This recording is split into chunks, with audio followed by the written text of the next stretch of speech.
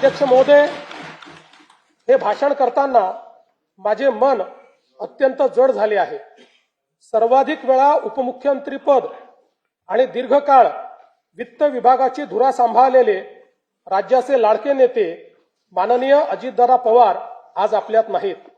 त्यांच्या जाण्याने राज्याच्या सार्वजनिक जीवनात आणि प्रशासनात कधीही भरून न निघणारी मोठी पोकळी निर्माण झाली आहे। त्यांनी एकूण 11 वेळा राज्याचा अर्थसंकल्प मांडला। अजितदादा व अर्थसंकल्प हे नाते दृढ झाले होते। त्यांच्या करड्या शिस्तीमुळेच महाराष्ट्राची वित्तीय स्थिती कठीण काळातही स्थिर राहिली। काम करणारा माणूस ही त्यांची ओळख आणि त्यांनी दिलेली विकासाची दिशा आजही आपल्याला प्रेरणा देत आहे।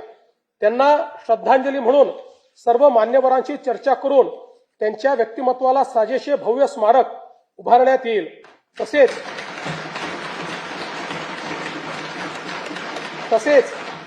त्यांच्या नावे गतिमान नागरी सेवा पुरस्कार देण्यात येईल असे मी जाहीर करतो।